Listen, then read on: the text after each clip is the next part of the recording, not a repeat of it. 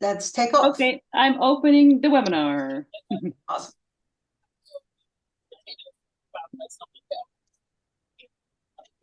Welcome everybody. Oh, Diana, could you put your sound on mute? Awesome. Hello everybody at home at their desk watching this webinar. Welcome to yet another wonderful ICOM online talk. We are joined here today by 4 fabulous speakers from all over the world, and I'm so very honored. This is an idea that came up over a year ago when I for the very first time, visited both the Tenement Museum and Ellis Island in New York. And I was so impressed by the way they were telling migrant stories. And as the year progressed, of course, our political climate changed, and that in the US as well. And it seems all the more important to think about how, as museums, we can play a role in this polarized climate, and how we can make sure that newcomers to our countries get their stage and tell their stories and give some historical perspective to current events. Okay, I'm done talking. For those who don't know me, I'm Femke Heitema. I'm director of Museum Gouda and also on the ICOM Netherlands board and proud organizer of these events. And our 4 speakers today are Mary Chapman, who is with the Canadian Museum of Immigration in Halifax. Then we have Diana Pardue, who's director of Ellis Island Immigration Museum. Annie Polland, who's director of the Tenement Museum in New York City, and a brand new, not even opened Dutch museum on immigration, which is Phoenix, and we're joined by Willemijn van Drunen. Unfortunately, Anne Kremers, who is director there, cannot be with us due to personal circumstances, but her colleague is joining us, so we're really happy. And I'd love to kick off with the Canadians. Marie, go ahead. Oh, and just for everyone at home, each speaker will have about 15 minutes to inspire you with their stories and their museums, and then we have time to talk.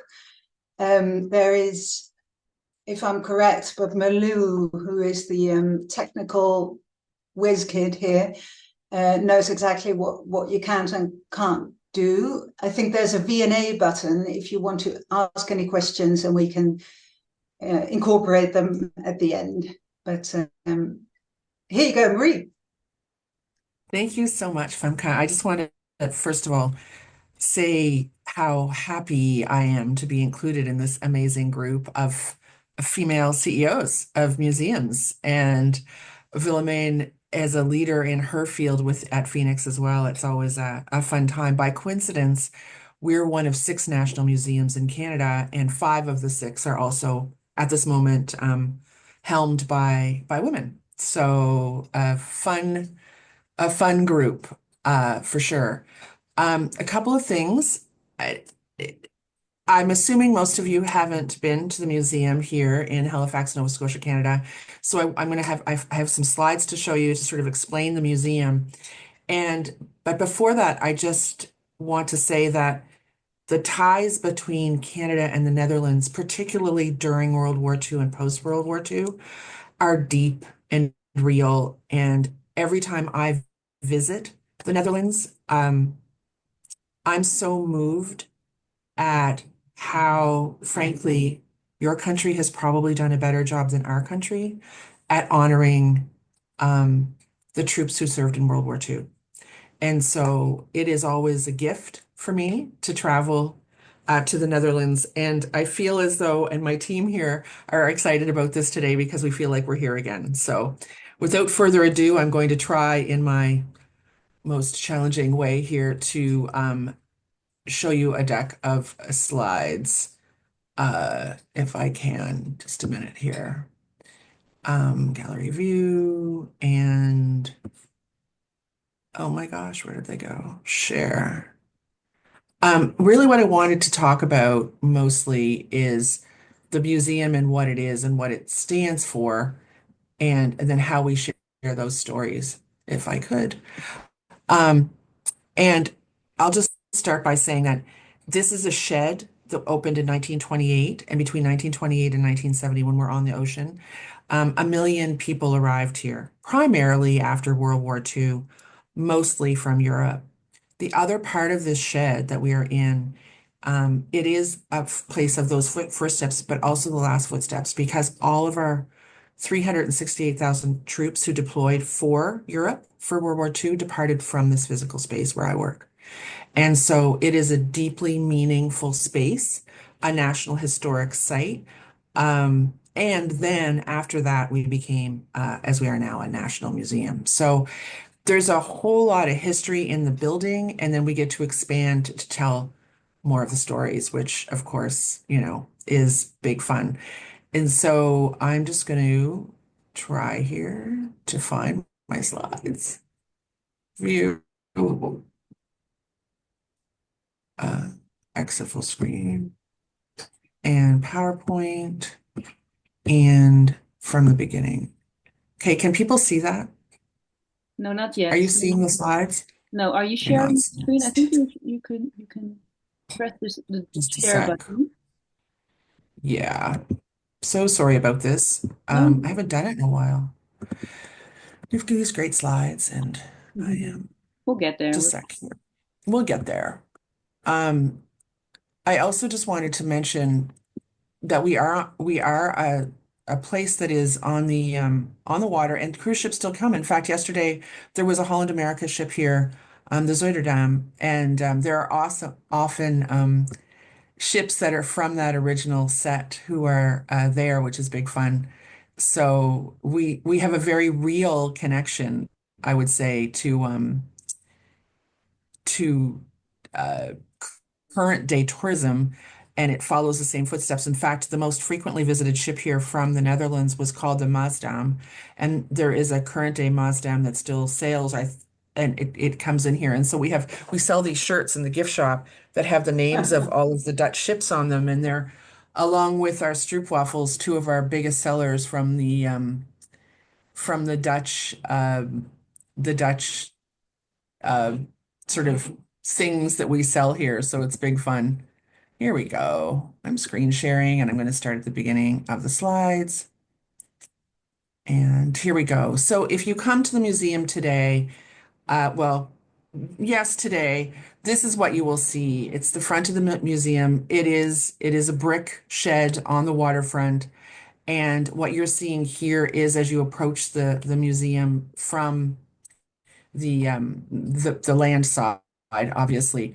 But what you can also see is this is what we looked like back in the day when ships were coming here during that time when we were receiving people for immigration. And so this is the city of Halifax.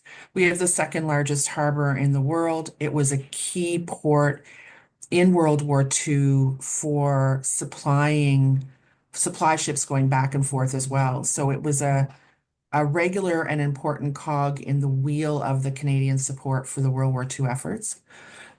And then here you'll see a picture from the water side. And this is still, to this day, as you come in, the shed looks familiar. We don't now have quaint sort of garage doors there. This is actually a hurricane zone as well. So we're a bit more fortified now against the elements. But nonetheless, this is an image from the 50s when ships were very frequently coming here to this wonderful, humble but sturdy shed on the water. And then you'll see here an example of what the ships look like today. This is the Queen Mary 2 dwarfing us. And I will say that the ships that come today are significantly different than the ones who arrived during those peak immigration times. This is a really special place, and this is where the foundation of the museum really springs from. We were really fortunate. This is the gateway. This is the place where it is the place of first and last footsteps. And so what you see here is the windows out to the ocean now instead of those screen doors. And you see a very simple area with a lot of seating because this is a place where people come and contemplate and think about those who walked in the footsteps of in the past.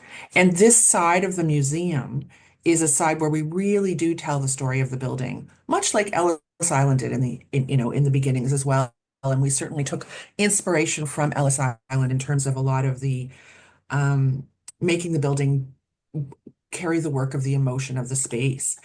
And so when we come through here, we do guided tour in here. It's part of the package, and we certainly try and aspire to really immerse people in the experience. And again, as a shout out to our colleagues on screen, Tenement Museum does such a marvelous job of immersion and tour, and we are fortunate enough to have sometimes alumni, descendants of alumni, and newcomers to Canada, immigrants themselves, who do our tours. So this is an experience of sharing story and walking in the footsteps. And what we really try to aspire to do in this side of the museum is have people feel what it was like to arrive in a new country.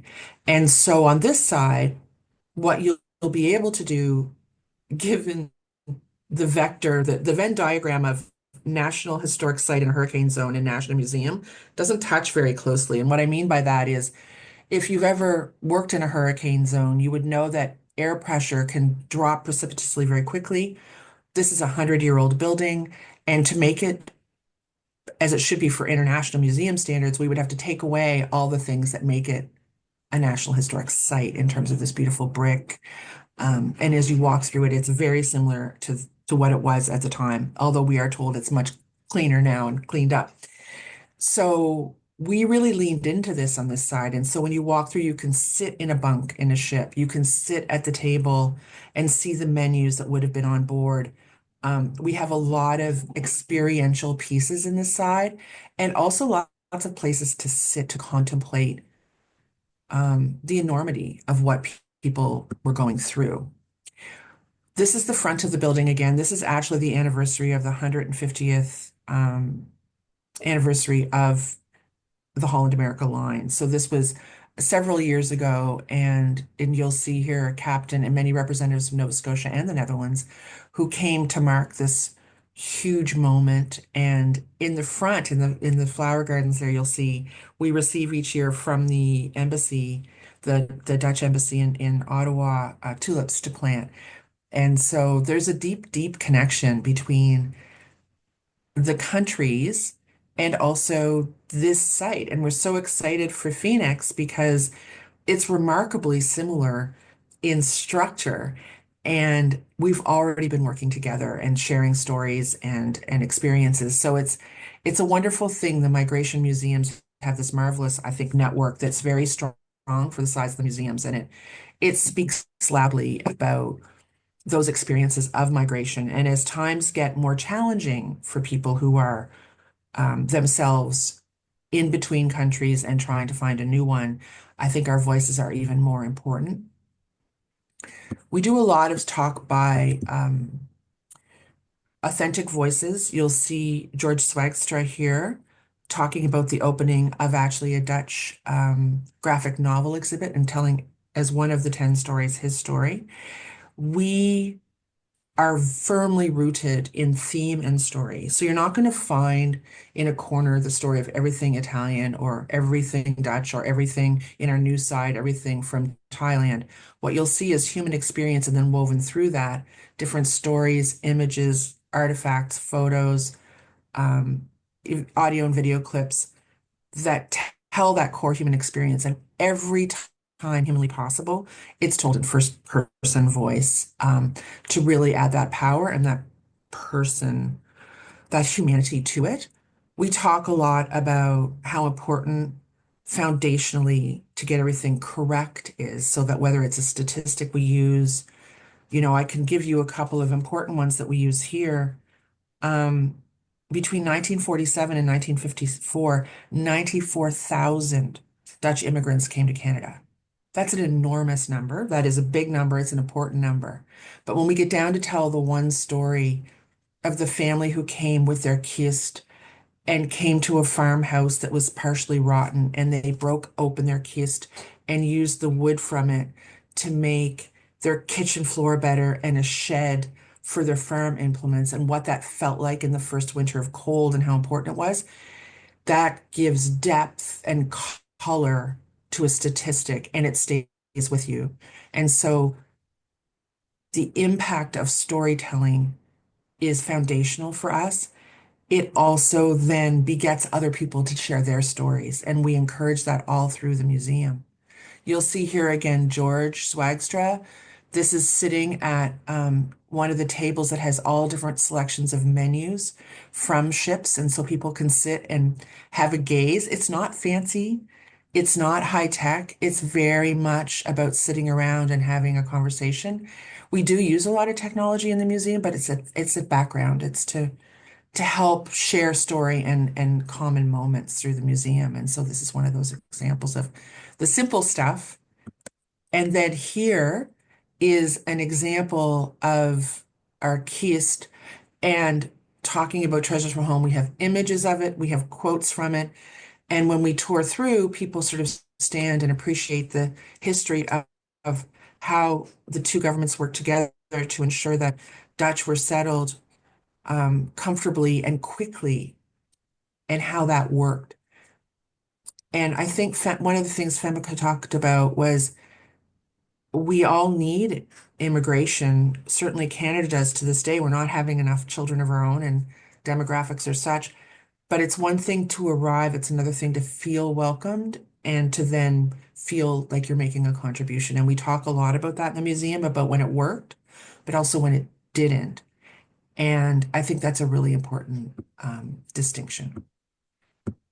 And then here you'll see another picture and we have stories from families of every single object in here. So not every one of these objects is in our collection. In fact, this is all didactic objects.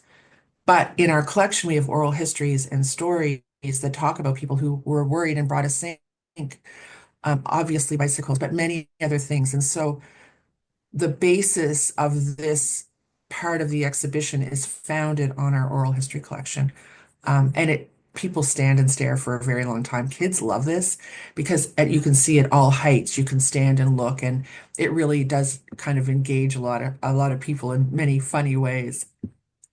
And then this is another part of our exhibit, is we tell the story through a movie. And this man, Robert, who has since died, but Robert Van de Kief, he used to introduce the movie, and this is his family as he received a Maritimer. Our 3 provinces are called the Maritimer of the Year Award that we nominated him for. Some of our volunteers here have worked with us for upwards of 20 years, and that follows in a tradition. When you arrived at Pier 21, if you were an immigrant, there were dozens of volunteer groups here who welcomed and helped you. So we really place an emphasis on still walking that walk today, trying to make it authentic in that way. And speaking of authenticity, and I'll leave with this, we do have objects in the collection. We don't have a lot of objects in our collection. We are part of a national set of museums, and so we can borrow from elsewhere. And as you know, I'm sure it's the same in the Netherlands, about 95% of Canada's collection of objects isn't being shown. This happens to be one that we do own. The League Waters came to Canada from the Netherlands, and this is the suitcase. This is the kids, now grown. This was on the anniversary of their 75th year of arrival in Canada, which was just last year. And I guess I just wanted to say that we have living history that we really take advantage of. So whether it's the League Waters or more current immigrants who come and are working with us and tell story from elsewhere, it is such an important part of reminding visitors, and not reminding in a hectoring way, but having them immersed such that they can feel it.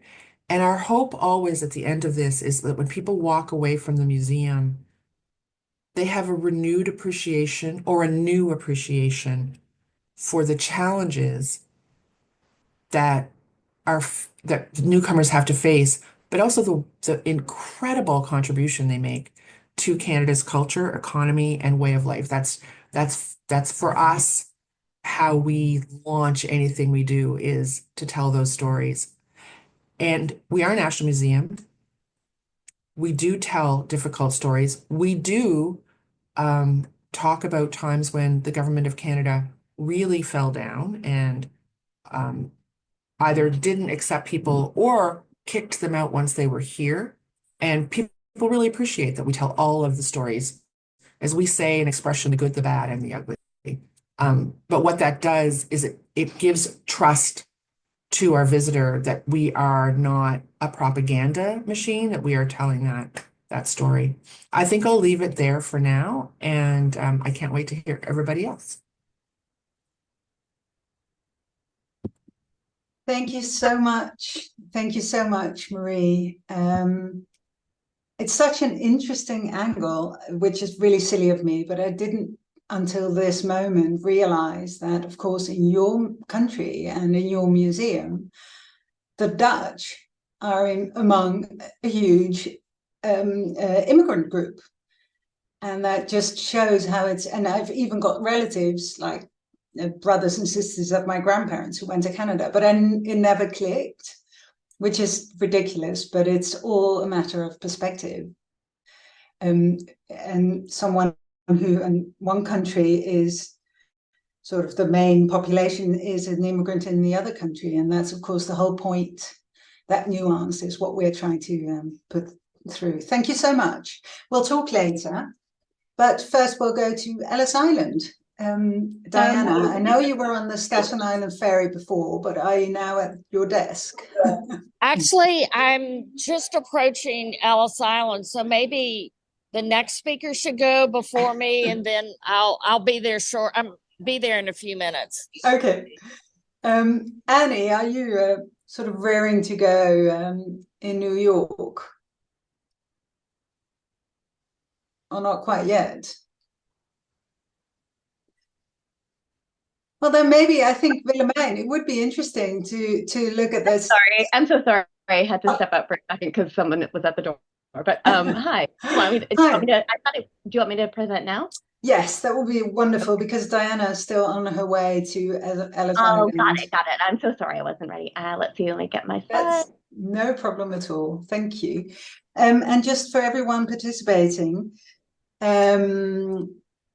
you can ask questions in either the V&A or the chat. I'm not quite sure as a participant which button you see, but please put all your questions out there and we'll talk through them at the end. Thanks so much. And Annie, off you go. Thank you. Excellent. Can you see the screen? Yes, we can. Brilliant. You can see the images? Yeah. Great. So you see the building. Okay, because it looks funny on my computer. Yeah, I think we see not the slide, but your entire screen. So okay, I'm gonna get some help. I'll be right back. But it works. Great. No, Milou, perhaps you can Yes. chip in.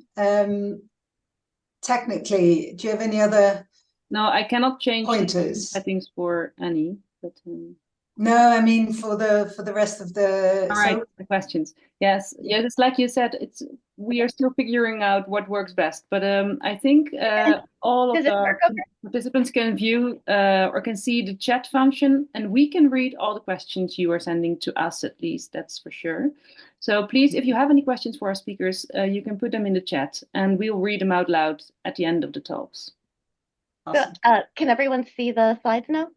Yes. Okay, great. Thank you. My apologies for the delay. It was a hectic morning, but it's wonderful to be on this great presentation, and it was wonderful to learn about the excellent museum in Halifax, and excited to learn about Ellis Island and also the new museum in Holland. So my name is Annie Polland. I lead the Tenement Museum in New York City. One of the things I was so jealous of when I was watching Marie's presentation is of the space that she has at the shed that is her museum. And also, having been to Ellis Island, also so jealous of the wonderful space at Ellis Island. One of the things we struggle with, although it's kind of our hallmark, is that we are a tenement that is we are a museum that is based in two tenements. You can see the image of these tenements on Orchard Street, which is in the Lower East Side of Manhattan. the Lower East Side has been known for decades, for centuries, to be one of the first neighborhoods for many waves of migrants who have come through the city, from the Irish and the Germans in the mid-19th century to the uh, uh, also a black families that lived here in the mid-19th century, German, Jewish, East European Jewish, Sephardic Jewish, Italian, and then in more recent years, Puerto Rican migrants, Chinese immigrants, and others. And so over the years, the Tenement Museum started in 1988, but over the years, the museum has expanded to talk about as many groups as it could. And for many, many years, the methodology was to research the stories of people who lived in these two tenements on Orchard Street, the buildings that we had, and to tell their stories. And so while we still do that, we made a pretty big departure in that methodology, but one I think that was upheld by our mission in telling the story of a Black family that did not live in our particular building, but lived in a building a half mile away. And so that allows us to kind of expand and tell a fuller variety of stories that help us bring to life the life of the tenements from so many years ago. So what I can do is kind of give you a sense of some of these other groups that have lived in New York.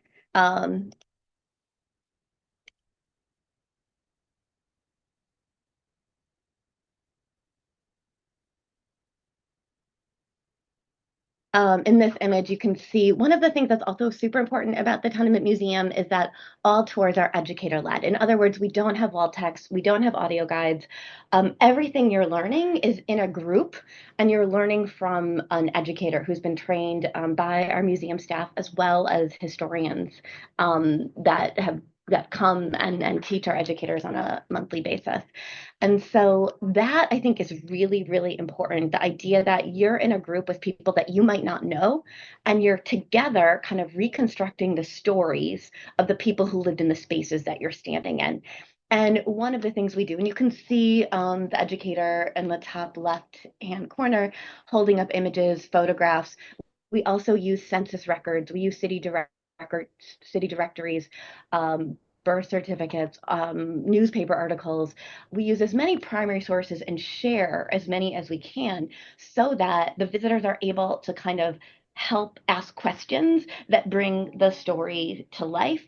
But also what's really important for us is to show how we know what we know. In other words, history didn't just fall from the skies. It wasn't just uprooted from looking under the floorboards of the tenement, but rather history is something that we work together to kind of understand. And the more perspectives that are part of that process of understanding the story, the better. So that's one of the things I think that is important about the Tenement Museum, not just the subject of immigration or the subject of migration, the subject of working class families, which are, again, very important, and when the museum opened, very rare, but it's the how we're teaching those stories that I think are really important.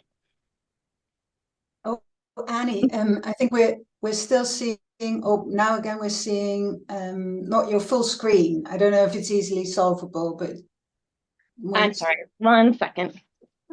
Sorry. I'm sorry. Chelsea, I'm seeing the screen.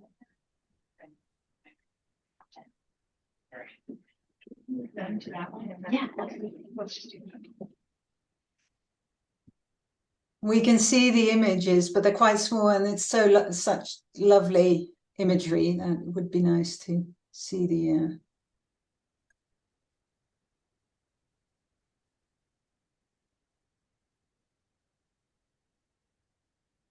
Perfect. Is that better? Oh, yes. Wonderful. Perfect. Thank you. This is Chelsea, who does everything at the museum, literally. Thank you, Chelsea. So where do I advance? Okay, so. Yep, so you can just click here on the screen. Got it. Okay.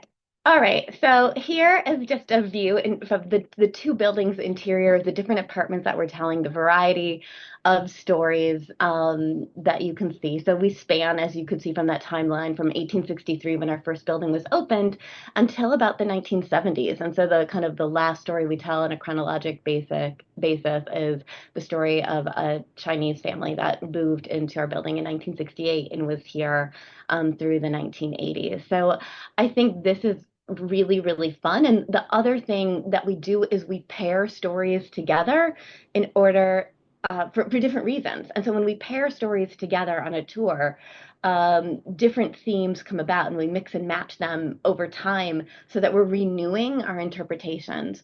So for example, the story of the garment shop, of the story of Mrs. Wong, who was raising 4 children living in New York in the 1960s and 1970s, is told with the story of the Gumpert's family, which is on the left, which is a story of a woman in the 1870s and 1880s, Natalie Gumpertz, who was raising her 4 children, also working as a dressmaker.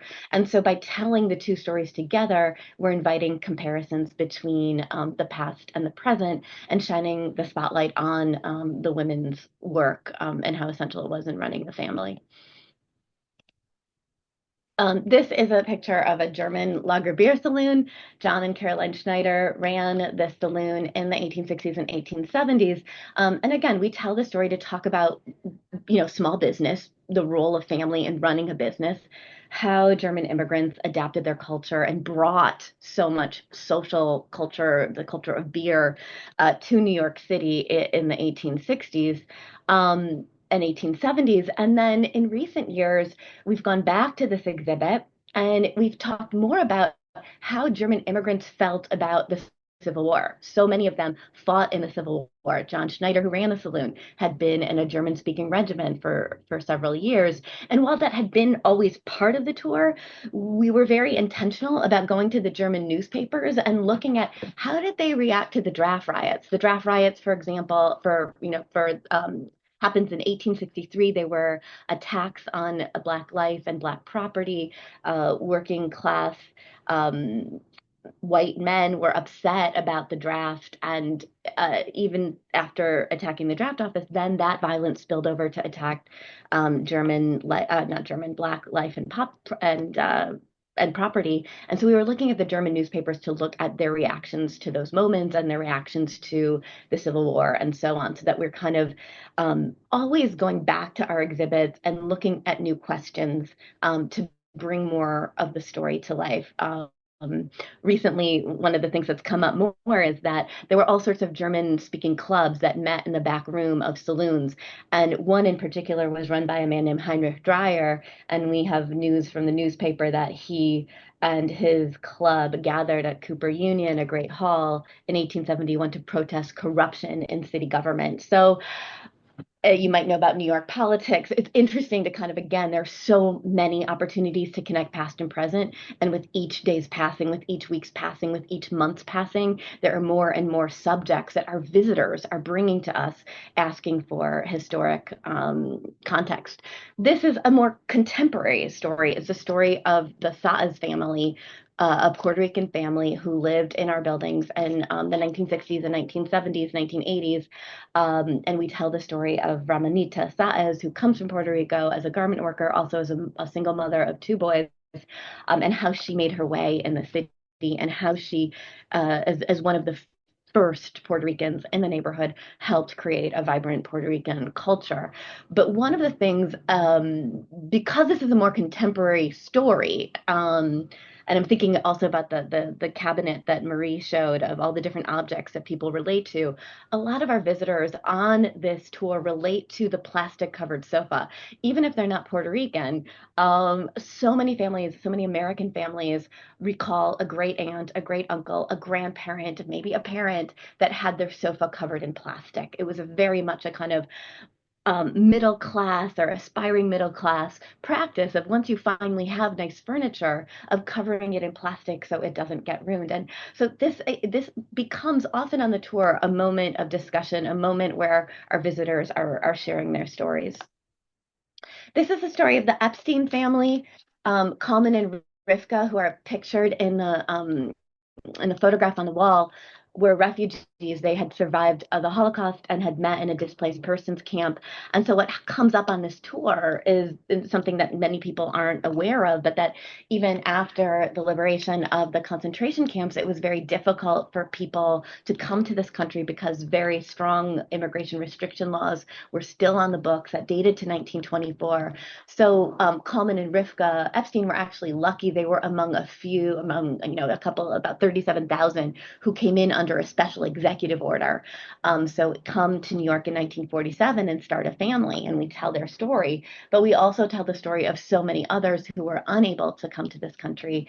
And in fact, the great majority of refugees after World War II, because they couldn't get to US and not as many could get to Canada or England, many then went to what was then Palestine and would become the state of Israel.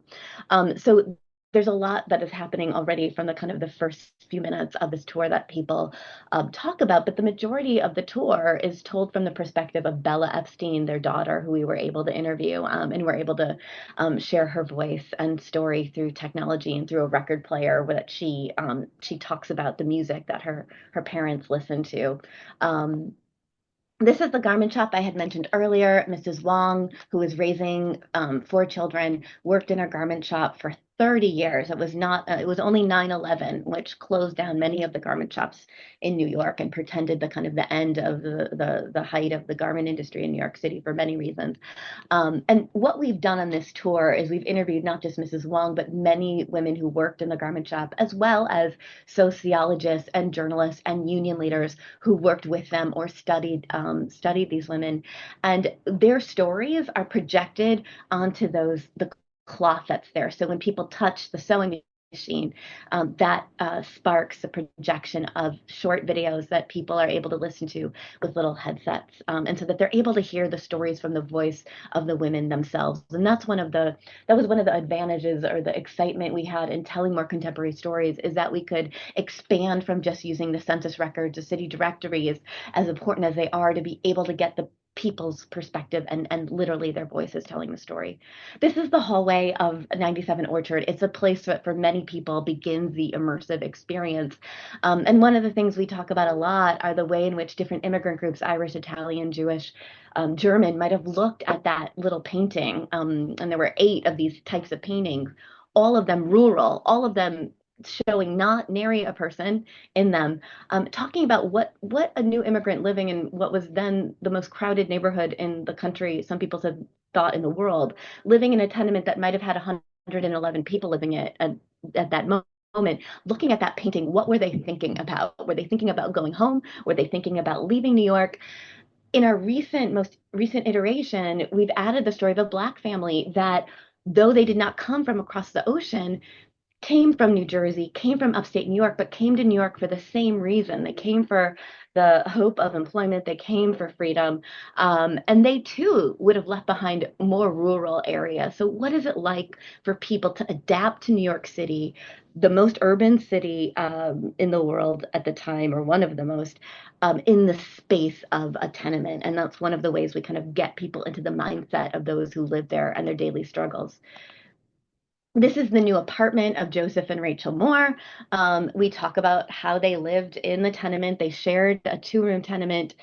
This is a Black family with Joseph and Rachel Moore, Rachel's stepdaughter from a previous marriage, who's 23. She's a seamstress. There's a sewing machine in the corner that's partially obscured by that chair, but also a roommate named Rose Brown, an Irish woman, a white Irish woman, and her son, who is listed as mulatto. And so one of the exciting things about researching this family and the neighborhood they lived in, a neighborhood that's now known as Soho, was the way in which the white Irish and the Black families interacted. They had many jobs together, they shared jobs, they shared apartments, and in some cases they shared families. So that is something that is often new to our visitors, and it heralds a lot of discussion.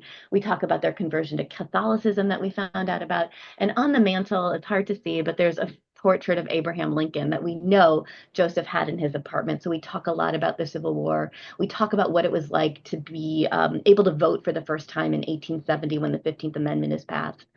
And I'm going to end with this. I think I've probably exhausted my time, and I apologize for the tech issues. But in many ways, ending with this letter. Don't worry about it, Annie. Okay. Yeah, we have time. Okay. That's okay. Okay. So this is a letter that was written to the founder of our museum. The founder of the museum had to do a lot of fundraising in the early years of the museum, and that is a tradition that has carried on. There's always a need for fundraising among museum directors in the United States. And she was on a radio show talking about this crazy concept of creating a tenement. And I mean, most people thought she was crazy. Museums are for art. Museums are for dinosaurs. Museums are in big spaces. What is a museum in a tenement? But she, articulated her vision.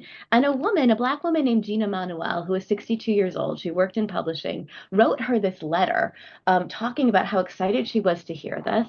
And she explains and she shares that her ancestors go back in the city, and I'm reading now, as far as oral history goes to the 1700s. I and my mother, uncles, and cousins remember that grandmother and great-grandmother and father were dwellers in the tenements of old New York City.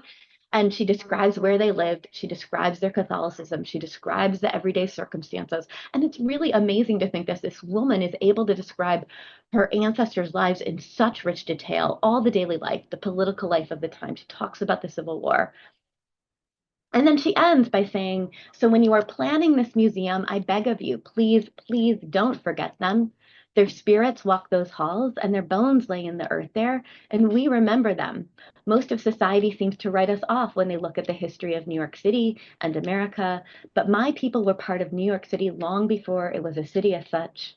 And she continues. And so we share the story. We actually have an actress read the letter that's projected onto a window in a tenement, an interior window. And our visitors are able to really get immersed in this source and respond to kind of what, how they react to this letter, this beautifully vivid letter about history. And many of them also note that, well, she begged your museum to tell the story. Why did it take you? We opened this exhibit in 2023, so why did it take 34 years to tell the story?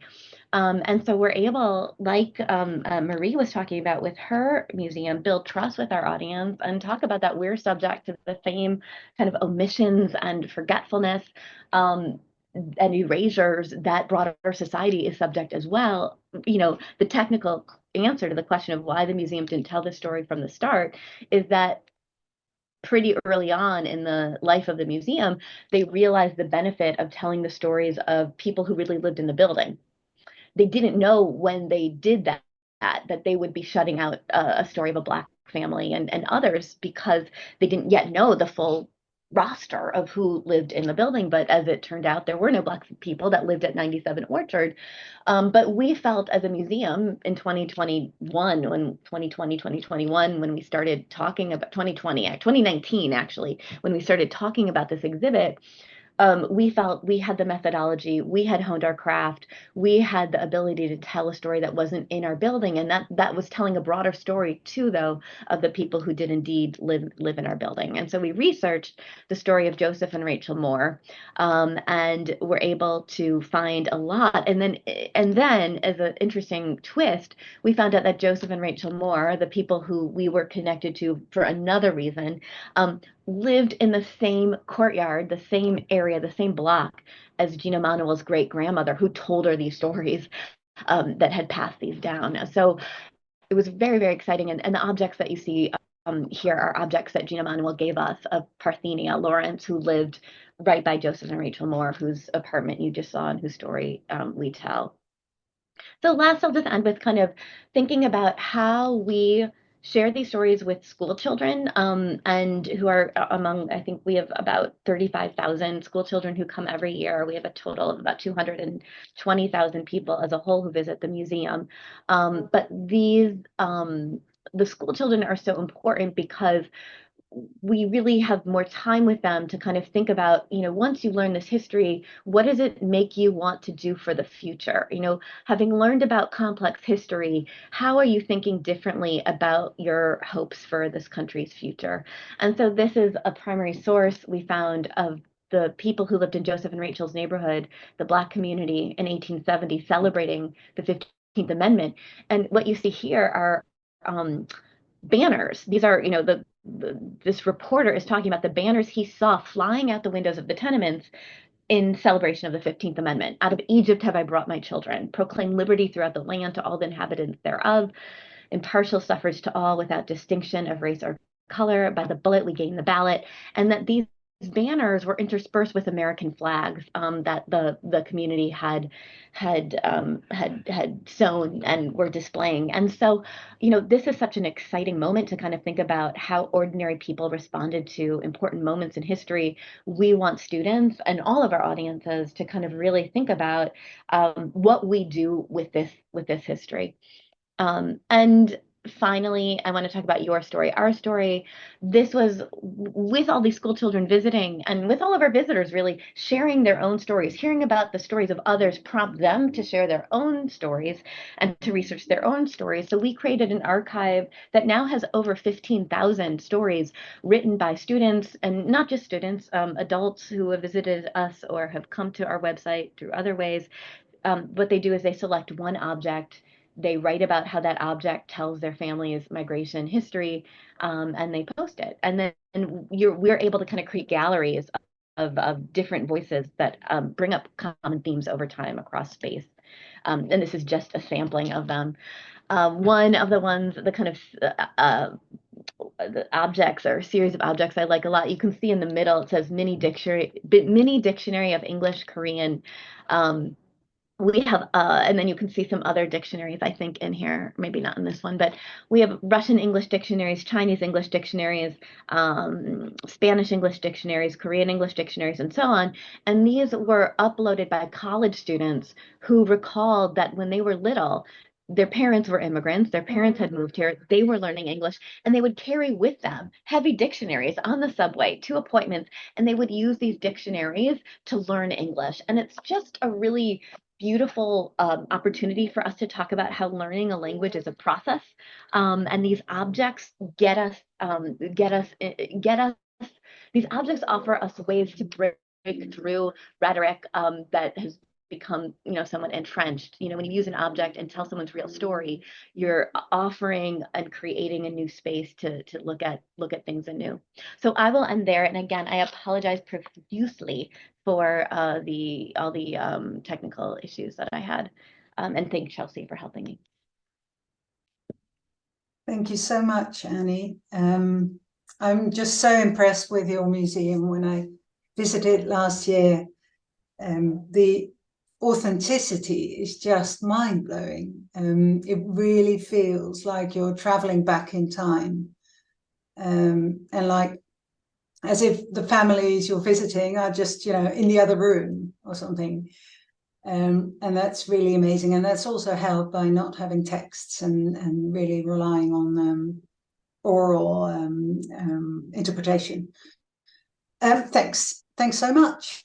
And we're going on to your neighbours at Ellis Island. Diana. Hi, I'm sorry for the delay in getting here, but I'm finally here. This is one of the joys of working here is taking a boat to work, but then when we have extremely high tides because of a full moon, we have certain challenges. So anyway, I'd like to start off by telling you a little bit about the history of Ellis Island and then the development of the museum that we have here today. And then we have an exciting project that we're just beginning. So we're sort of in a transitional period right now. You can see behind me the main building at Ellis Island that was where the immigrants were processed when they came over. Ellis Island opened in 1892. It's in the harbor of New York, and at the time, New York Harbor was one of the biggest ports in the United States. So Ellis Island received the largest number of immigrants coming through. It was open from 1892 to 1954. Most of the immigrants coming over at that time, it was a different group of immigrants that had come over previously. These immigrants were from Italy, from Eastern Europe, and many Russian Jews who were coming over because of the pogroms going on in Russia at that time. So people would come into the harbor on the steamships. They would dock in the piers in Manhattan. They would be put on smaller ferry boats that would bring them over to Ellis Island.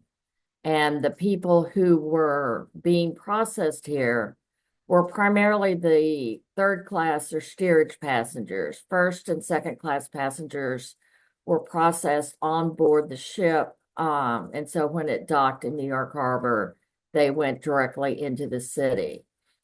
Steerage passengers, third class passengers, and passengers who had problems with their paperwork or who had some sort of medical issue were brought to Ellis Island. And one side of Ellis Island, you have the buildings that the immigration services operated in. At the other side of Ellis Island are the hospital buildings that was run by the public health service that operated here. And there were approximately, on an average day, about 5,000 people who were processed through Ellis Island.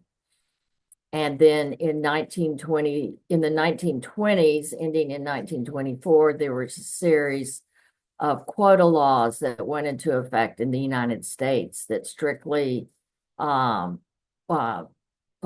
it limited the number of immigrants coming through based on a very complex quota system. So the mass migration that was coming into the United States at that time slowed down severely. And afterwards, the number of immigrants coming over was much smaller. Ellis Island was used during the two world wars as military hospitals for the U.S. soldiers who were coming back from Europe. And then it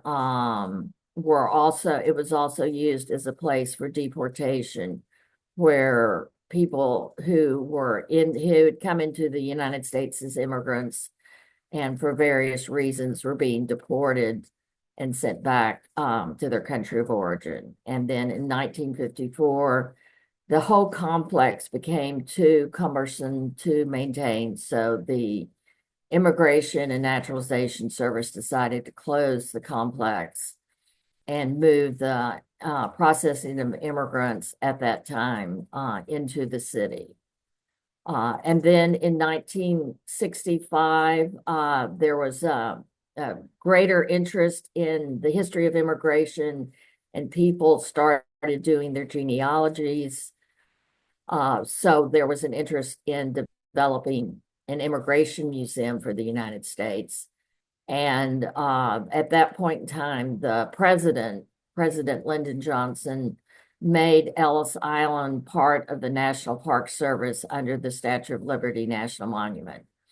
The island was in disrepair. It had not been opened since '54, so there was somewhat of a ruin. And it took a number of years for the government to fund the Park Service sufficiently enough so that they could start restoring the island. And so it was in the 80s that a major restoration project took place, and the main building, the building you see behind me, was restored and turned into the Ellis Island Immigration Museum. And the idea was to commemorate the immigrants who came through Ellis Island, who were primarily European. It was considered to be somewhat of a historic site and museum. The exhibits dealt primarily with the immigration through Ellis Island and the immigration that was going on in the United States at the time. But as the years went by and Ellis Island became more and more popular, it became known not just as a historic site commemorating Ellis Island immigration, but as a symbol of immigration in the United States. And more people whose families did not come through Ellis Island were interested in finding out about their families as well. So the National Park Service made the decision, along with its foundation, the Statue of Liberty, Ellis Island Foundation, to expand the theme of the museum to include all of U.S. immigration. And so in the 1990s, it became the National Museum of Immigration. And we worked on developing exhibits to add to the existing permanent exhibits that included the history of immigration before Ellis Island opened, starting in the 1500s when people started coming to North America. And then there was another exhibit that was developed on contemporary immigration from World War II, the ending of World War II to the present day. And those exhibits have been enormously successful. So more recently, we looked at the way that we had sort of added on these extra exhibits and decided that we should possibly and also the older Ellis Island exhibits had become old and somewhat worn, but still very popular. So the foundation and the park decided that it was time to redevelop the museum and make this whole period of immigration from the beginning of the United States to the present day a more cohesive museum. And so we're actually in the process now of redoing the entire museum. We're rethinking the content. We're looking at the history of immigration from there's a brief section on the very early years of the development of North America and including the contact with the Native nations who were already here when the European settlers came over, and how this conflict occurred actually throughout, starting then, but going through the history of the United States. So we're now looking at Ellis Island as both an iconic historic site of the American immigration experience, but also an enduring symbol of the ongoing national story of immigration. And our theme, or our core narrative, we want to discuss how through American history, immigration has been an engine for the growth and transformation of the United States economy, politics, culture, and society. And we're looking at how the immigrants not only contributed to the culture and economy of the United States, but how they, in fact, changed the United States into what it is today. And we are also including in the story, as I said, the conflict with the Native nations who were already here and who were at various points in time corralled into different sections of the United States because of the new growth and expansion of the United States. We're also looking at the history of slavery in the United States and how these people from Africa were brought over to the United States, not exactly as immigrants, but as a forced migration situation. So as I said, we're sort of in the middle of all this now. I didn't prepare slides mainly because everything's changing, so that what you saw if you came over today will be completely different in a year from now. But I will say the way the museum has been developed is from telling the story of the immigrants. When we were developing the existing museum, we spent a year doing oral histories, locating people who had either come through Ellis Island as immigrants or people who worked here. So we use these, we have now about approximately 2,000 oral histories, and those stories we use in the telling of the story of Ellis Island and of the immigration of peopling to the United States.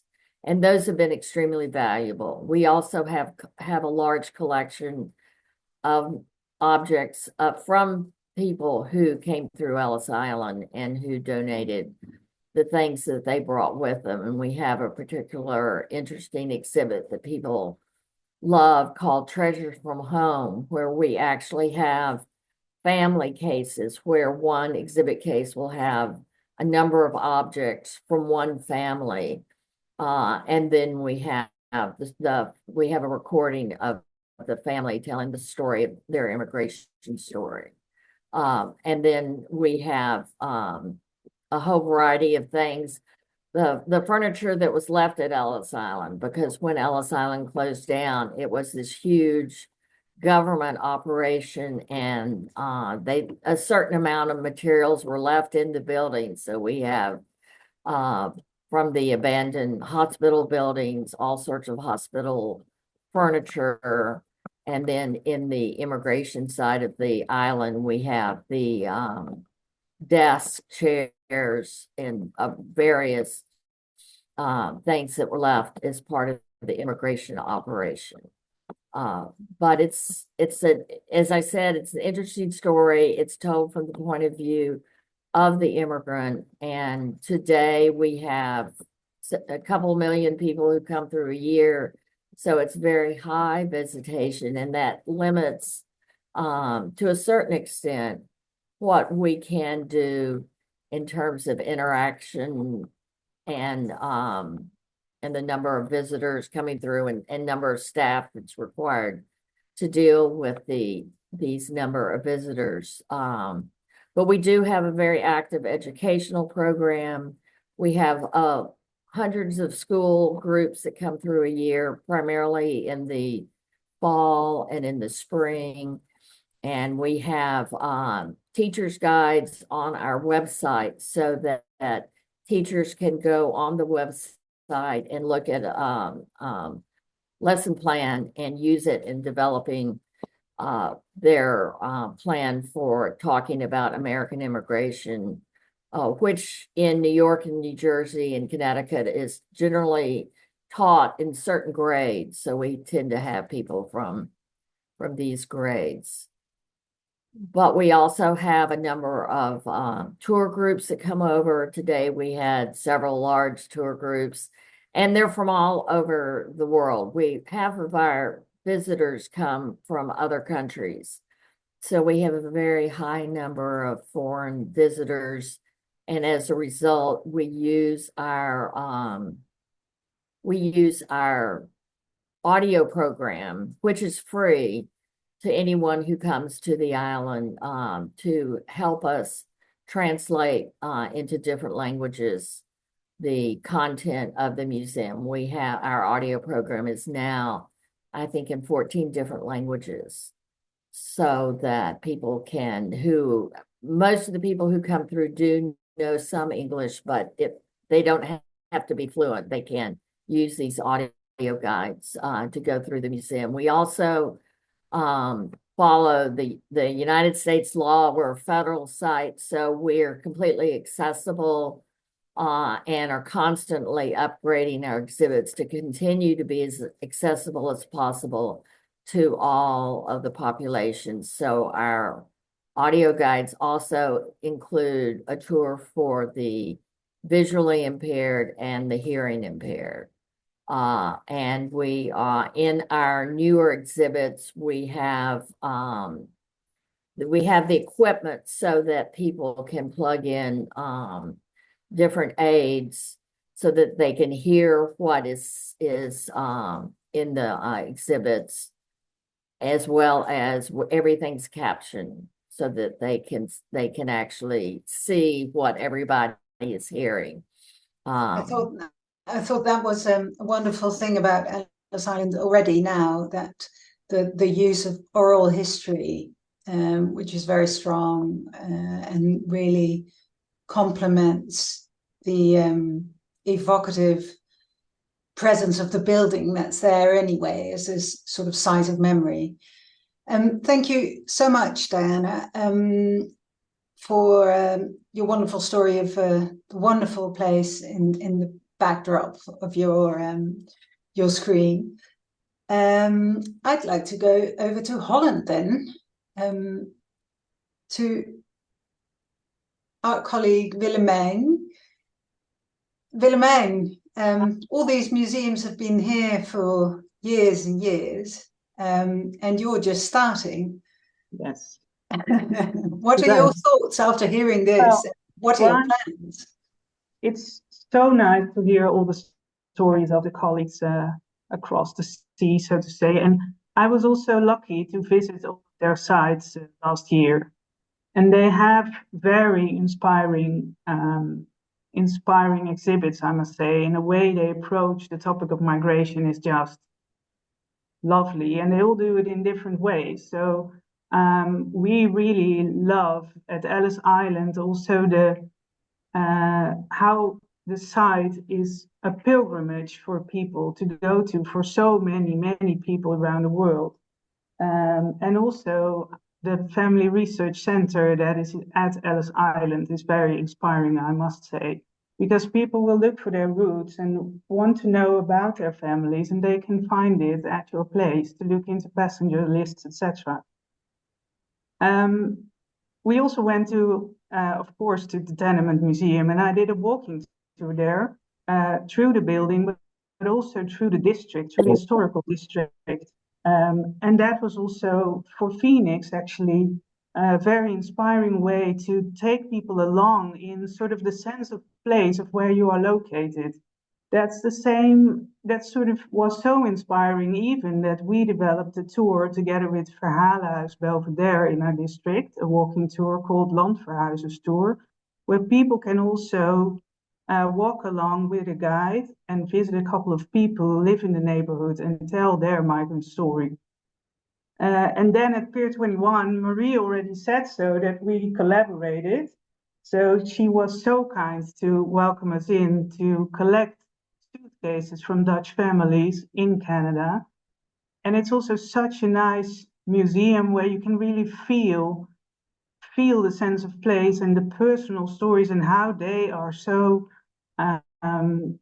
they're so well done, and the staffing of Marie is just so lovely in how they interact with all the people who have their stories on display. It's absolutely wonderful. But Phoenix will take a different route, of course, and I think it's also nice to take you along in that.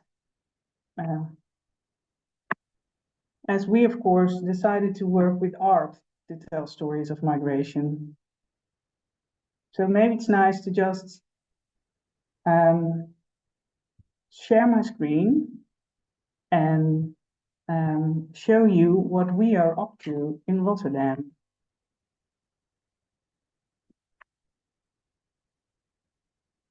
Let's see if it all works.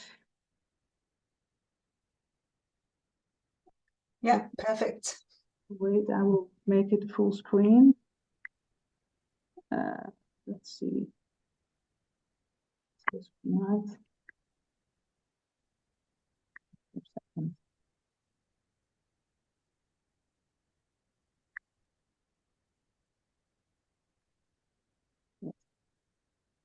Can you see my slides? Yes, you can. So as Femke already introduced me, I'm Willemijn. I'm the head of marketing at Phoenix. And I'm replacing Anne Kremers today, our director. She unfortunately cannot attend this talk.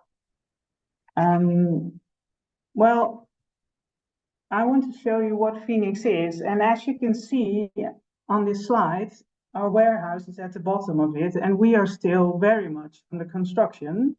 This photo was taken around summertime this year. we are located on the waterfront of the River Maas, as you can see, and we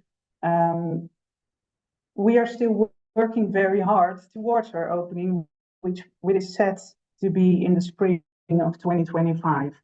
What Phoenix is aiming for is to tell stories of migration through art and with an art collection. And we do that at the very spot in Rotterdam where millions of people departed and arrived. The location of Phoenix is actually very important for our story. So I will take you along in the history of the site. Here you can see where Phoenix is located on the south bank of Rotterdam. The warehouse is in the yellow circle, and maybe you can see as well that it sits across another pier, and that's the pier where the headquarters of the Holland America line is located, which is now Hotel New York. Maybe you can still see it vaguely through my window.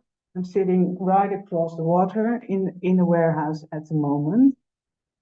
Our warehouse is from 1923, and in that time, the area around our warehouse actually looked like this. So you can see on the right the former headquarters of the Holland America line, and you can see a lot of activity around the piers. So ships coming in and going, people coming and going. So there was a lot of movement actually on that side, and especially on the pier where the Holland America line was located. Over 3 million people departed to the United States and Canada. They went to Ellis Island, for example, and also to Halifax, to Pier 21. So we're actually literally connected to the two institutions from which you just heard the talk. But the area in which we are located is called Katendrecht, as most of the Dutch people that are in this call might know. And that is actually a neighborhood where a lot of people arrived back in the days. That started off in 1911 with a lot of Chinese immigrants coming to this neighborhood. And that was followed by other communities such as Surinamese, the Cape Verdeans, etc. So we are actually in the middle of, our location is actually in the middle of stories of arrival and departure. These are two historical photos of the Phoenix warehouse. Back in the day, it was actually Europe's largest transshipment warehouse, as you can see maybe on the photo on the right side. The warehouse was severely damaged during World War II through bombing by the Nazis. And afterwards, there was a fire in the heart of the building in 1948. The government then decided to split the building in two parts, Phoenix 1 and Phoenix 2. And those words refer, of course, to the Greek mythological bird, the phoenix, that arises from his ashes. And we as Phoenix thought it was actually nice to honor the building, to keep the name, because it's also a very nice name to keep when you are a migration museum, so to say. At the moment, we are transforming this warehouse into a museum. We worked on that for the last 5 years, and we're actually very far out, gearing up towards spring 2025.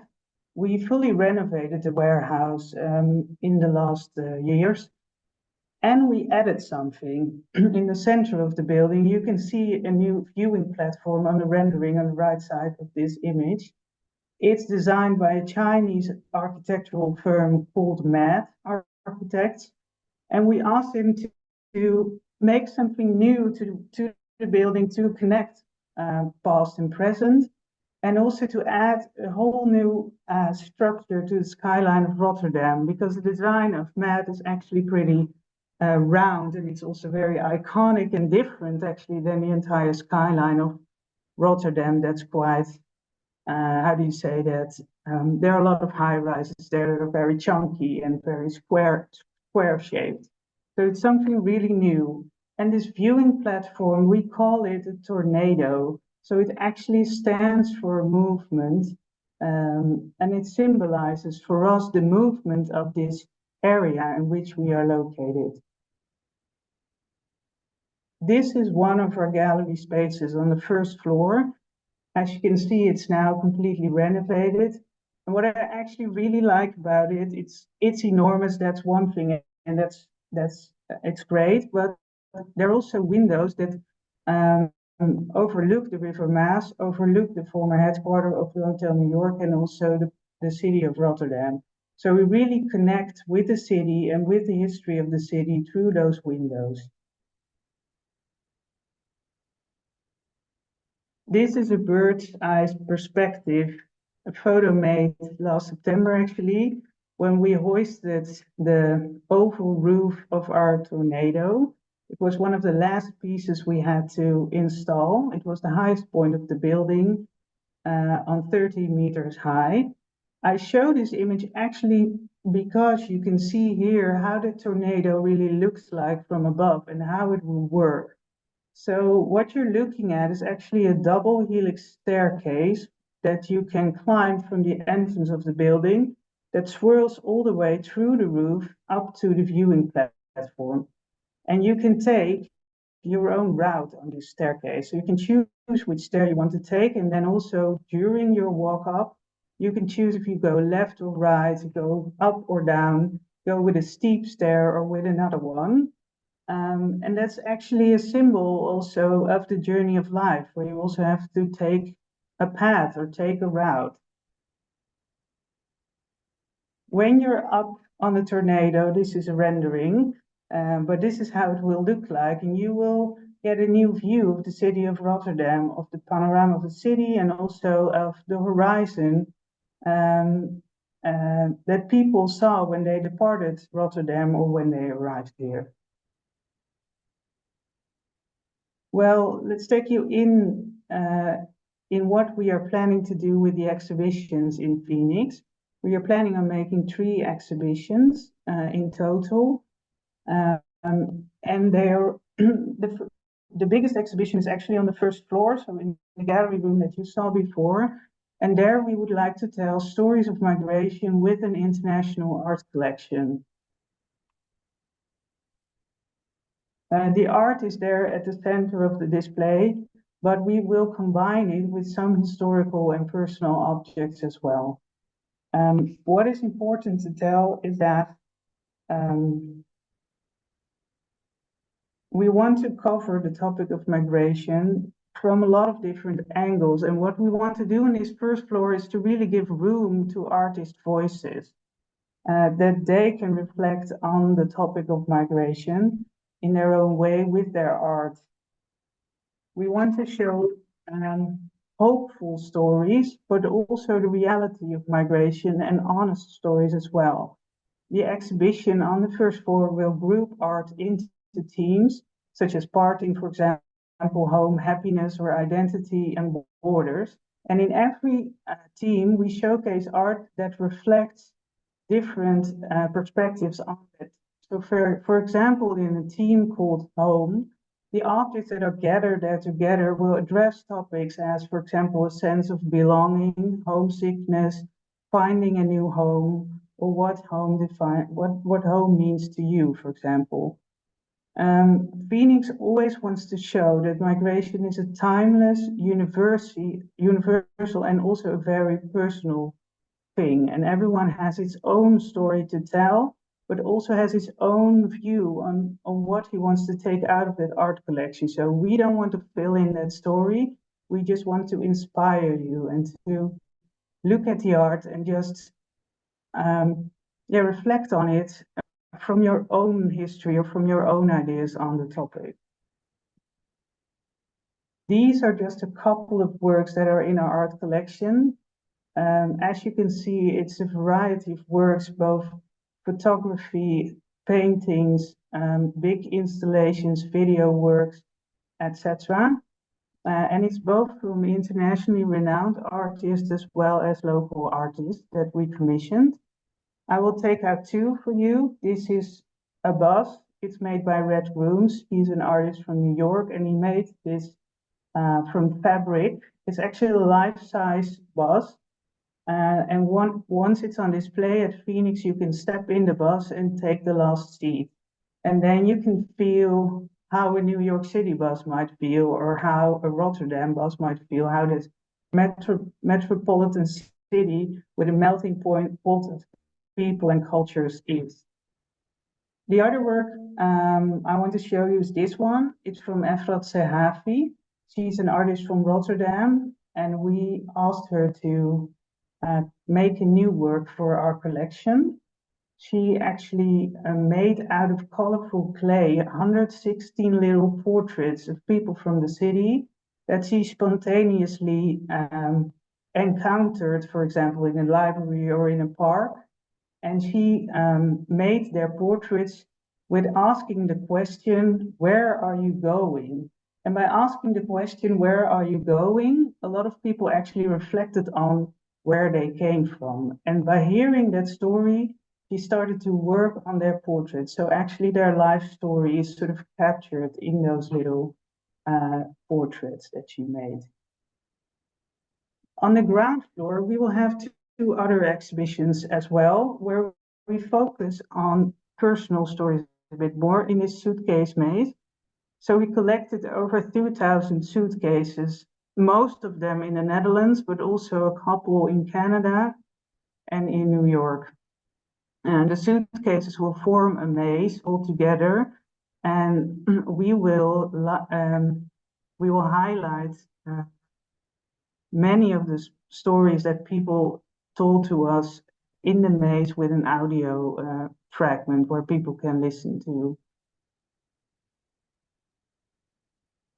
These are some of the people that donated a suitcase to us in the past 3 years, and it was a very fun project to work on, and also very inspiring for the entire team of Phoenix to actually hear all those stories that people told us when they handed over their luggage to us. And it went from stories of travel, of people who migrated for love, who had to flee. There were so many different stories in there, and it was just very touching and also emotional to hear them all, to hear them all out. So we were very lucky that all these people wanted to contribute to our museum.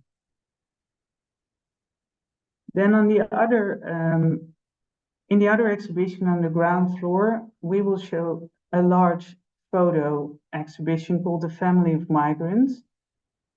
It's an exhibition that is inspired by the family of men, an exhibition that was run in 1955 in the Museum of Modern Art in New York, that actually honored humankind after World War II.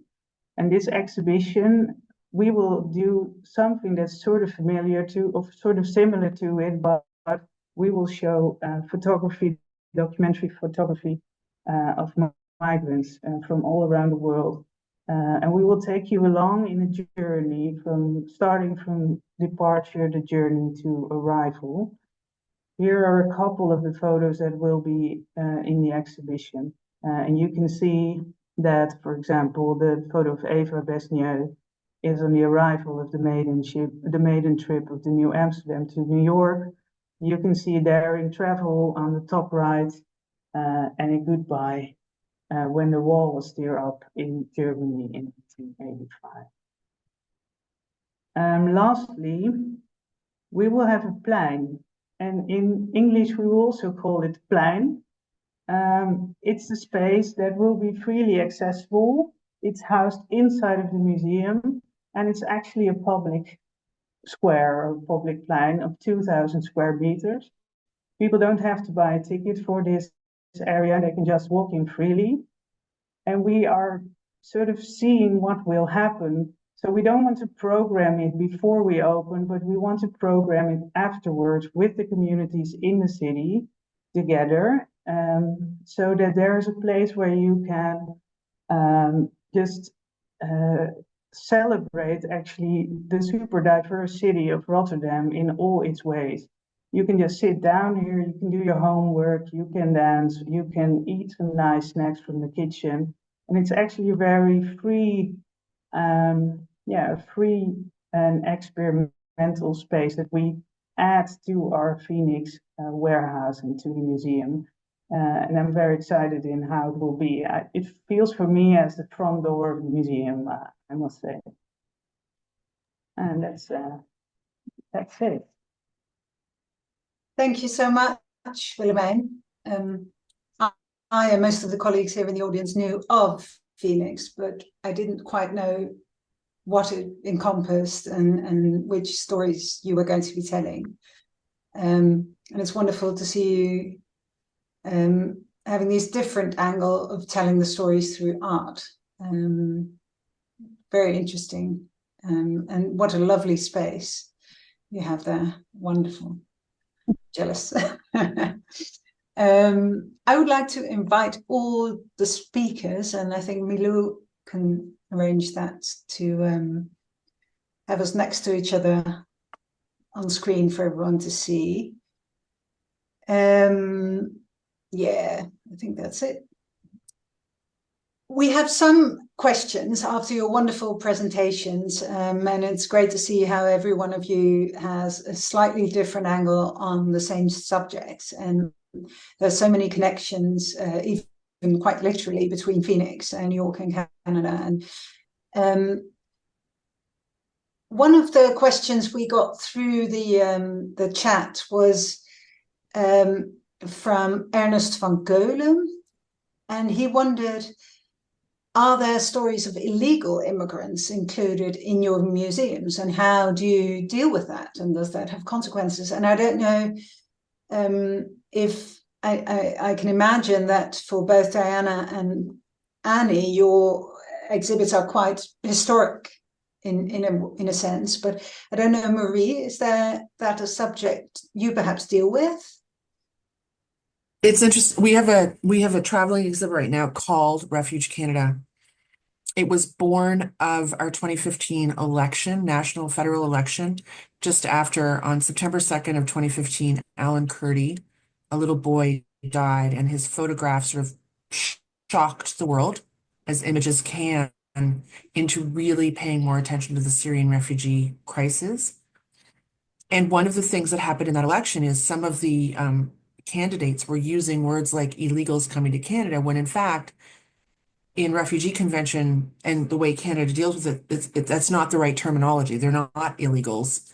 Lawrence Hill, one of our national writers, wrote a book called The Illegal, and how that term is not one we use. So we actually have an exhibit, and part of the exhibit talks about seeking refuge and the convention of refugees. And we try, I mean, because the words matter, but at the same time, we try for visitors to then have people whose stories were they walked across the US border, or they arrived on a ship that was not planned. And we do talk about those migrations and more importantly, the people and the decisions they had to make and the lack of options they had for a life for they and their families in the exhibits. So we really try to help visitors consider what people are facing when they walk tens of thousands of miles or jump on a really little boat and try to do the North Atlantic. So, we do talk about a lot of that. Really super quickly, I would also say that Canada benefits. There's not very often when people just show up by virtue of our geography. And so one of the things we talk about on tour is when people say, oh, well, in Europe, we're just so much better. And it's like, no, we're not. We just happen to have a different geography. And the conversation, Canada suffers from being smug a lot. Canadians think we're just sort of better. We do that all the time. The Netherlands are it's worse, not good. I'm sure. And so we try to debunk some of that and do that as well. So long answer. Yeah, thank you. We tell the story of the Baldizzi family, which was actually one of the very first stories that we told. And we told it because Josephine Baldizzi walked into the building in like 1988 and said, I used to live here. And they were like, whoa, tell us your story. And so her apartment was recreated to the 1930s. And it turns out her father came in 1923, the year before the Johnson-Reed Act was passed, which, as Diana was mentioning, was a law that imposed imposed national origins quotas. So what that meant is the numbers of Italians that could come in was, and as well as Eastern Europeans, was radically, radically reduced. And so he had left his wife behind, Rosaria, his bride behind, and she ended up coming without documents, and made her way. And in an interesting twist, so I'm going to connect to Canada as well. In the 1930s, there were so many European immigrants who had come without documents because of that 1924 law that the U.S. government worked with Canada to create a situation. They called it the pre-examination clause. And what it meant is Josephine crossed the border to Canada and she was able to come back in and be considered a citizen. So there were, I think it was like 58,000, something like that, numbers of people who did that. And she was one of them. So that is a story we're able to tell. It's a story that just comes from the family history. And I think it's valuable in many ways, but in part because people usually, when they think of the term undocumented, they think of Mexican or they think of Venezuelan or they think whatever it is. They don't think about Italians. And just last week, we got a kind of evaluation report back from people on a focus group. And one woman who was an Italian American, she didn't know about the 1924 law. She didn't know the story. She didn't know that Italians had been considered not as fully white, not as fully American. And so she said she was smacked in the face with history. Now, we don't like to smack people in the face, but I think it's this really, really important thing in this country right now is to be able to tell white ethnics, European descendants, that they too were considered at various times not as welcome in the country as others. As you said, Annie, especially in these times, I mean, it's the same. We were talking about this before in Holland, where we now have a right-wing government who's very, very strong views on migration. And I think in our museum bubble, we all think, good Lord, have you no sense? But still, it is there. How do you feel what do you feel your role as a museum is in this political climate? I think just to continue telling the stories we tell and to continue telling them in the groups that we tell them, to be able to do, public programming that picks up on different themes. I find that the discipline of history is very valuable in all of this because I think people are searching for historic context. And as others have said today too, being able to tell the stories of individuals sometimes helps create space for a more humane conversation. I think the biggest thing we can do right now, because obviously as 501c3s, as nonprofits, we can't articulate who we want to win for president or policies. But I think what we can do is say that we need to talk about the past and talk about each other with respect, and to be able to talk about getting rid of the dehumanization in the rhetoric that exists. That I think we can and should talk about. Yeah. There's some questions in the chat as well about how do you deal as museums with the country's reaction on immigration and sort of lessened tolerance. But to keep telling the stories is really, and giving the historical perspective is really what we're trying to do here. Yeah. Someone else wondered, do you edit the stories before collecting and presenting them? And if so, what kind of criteria do you use? I don't know if any. Marie? We actually. Diana. Yeah, Diana. we don't. I mean, we have oral histories and we transcribe them as, as they come across. And then we may use sections of them, but the oral histories are considered to be in the public domain, so they're available to the public as a whole. But we do not change their wording, but we may use one portion of one and one portion of the other, just in the interest of space.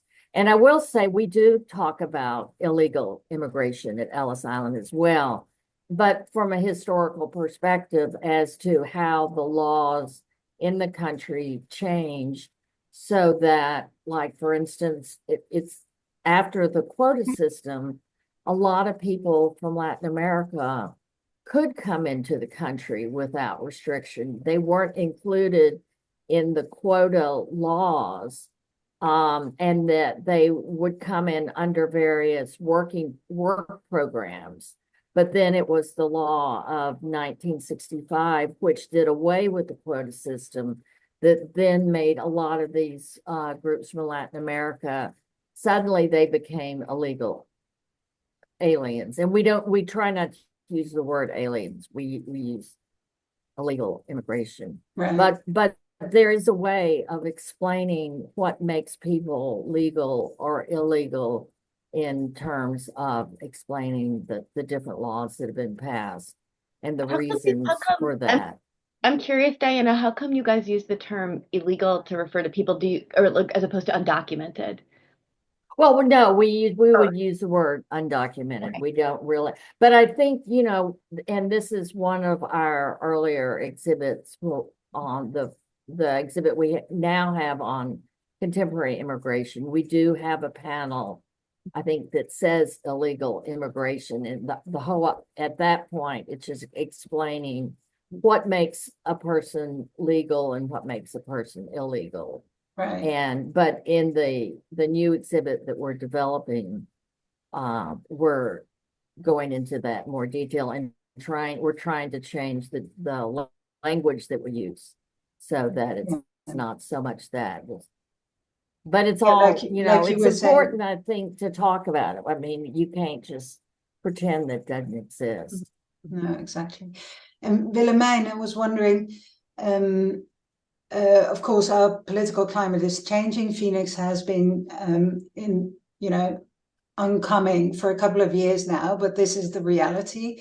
Do you feel you have a moral responsibility, or how do you connect with the climate?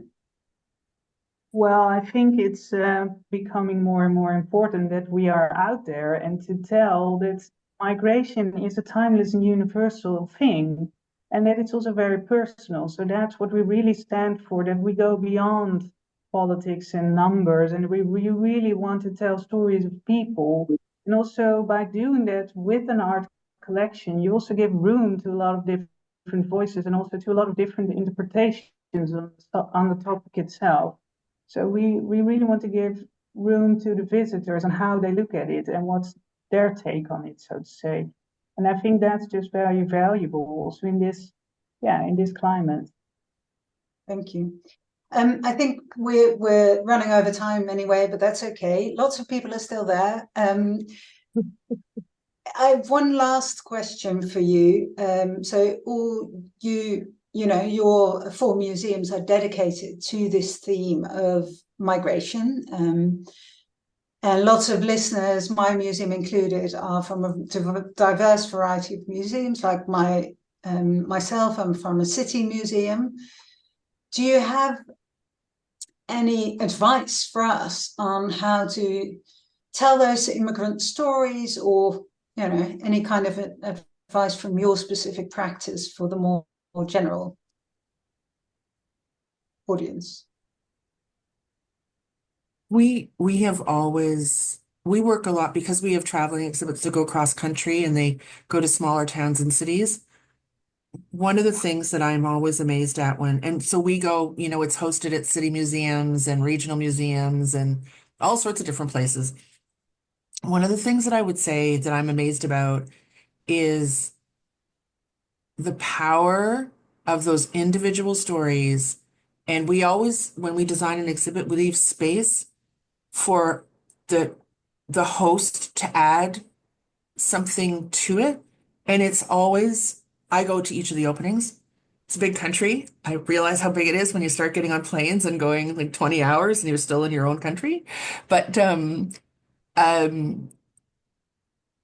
power of a person to bring forward, whether it's an object with their story or just sharing that story, is to me more important than almost anything, because it does humanize it in a really personal way. And when people see that it's somebody so if your visitor sees that it's somebody from your town saying that, it sticks. It really sticks. And that has been a gift when we've traveled, to see how it inspires towns and cities to get more involved. It's beautiful. Thank you.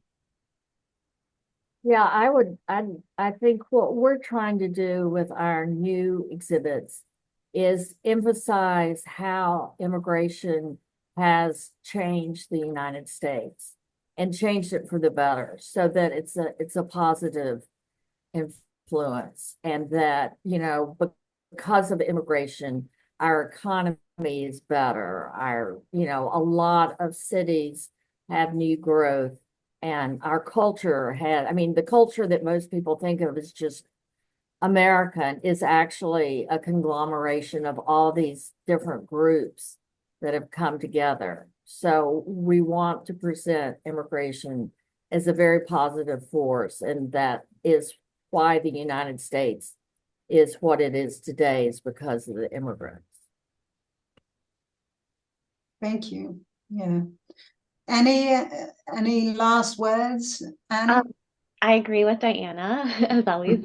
And also, I mean, I guess one thing I think about a lot is that, you know, we're telling stories of immigration, but we're really telling stories about America. Like, what does it mean to be American? So I think the more that you're able, just as Diana was saying, to be able to show that this is a wonderful window to see, like, who the people who are choosing, who are, like, you know, changing their lives and choosing to come here, what is that quality that they're bringing that helps build the country, and to be able to talk about things like the American dream with more nuance, is a really nice opportunity. So Thank you so much. And I think, yeah, that probably applies to all of us. You know, what makes one Dutch, or from, you know, Rotterdam, or someone from Gouda. I just want to thank you. We get lots of nice messages. I don't know if you're reading, but in the chat, of people who had to leave but are really inspired. And thank you so much. And I'm sure everyone will visit each of you as soon as they can. Thank you ever so much. I wish I could just somehow digitally transfer some stroopwafels to you. They're actually from my town, but no, I can't. So thank you. Hope to see you again somewhere, sometime, maybe at Phoenix, or who knows. Have a wonderful weekend, and thank you. thank you so much. Thank you. Bye-bye. It was a wonderful chance. Thank you so much. Thank you for the invitation, Femke. Yeah, you're welcome. Isn't it wonderful that we can just do this on a Friday afternoon? Yeah. Or morning. Amazing. Thank you Yeah. so much. So good to see you all. I look forward to seeing you in person. Yeah. Yeah, me too. I was going to say, I hope we all get to be together at some point. Famke, if the four of us are ever in a room together, we'll send a picture to you so you can see us way too. Excellent.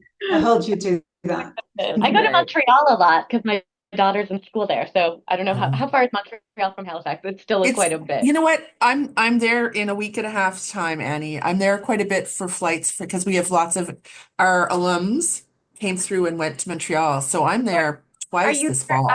November 1st and 2nd, like that, right around then? No, but I will email you when I go again because I'm there the 6th to the 8th and the 21st and 22nd.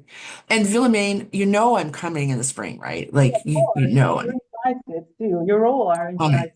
Yeah, I think you all have to come to the opening now. They're in Rotterdam. Yeah. The photo will be probably in Rotterdam. That's exciting. I was lucky enough to be there. Actually, it was the day, Willemijn, do you remember? It was the day you first got your office in the shed Yes, piece. I know. I got to be there and be there for lunch with the staff and do a little walkabout, and it was great fun. But it's so cool. All of us have these places that mean so much to people. It's such a gift to work in a place that people, Yes. you know, whenever I tell anybody where I work, Mhm. I get the most beautiful stories. It's such a gift. Mhm. Yeah, It's it is. amazing. Well, Yeah. I'm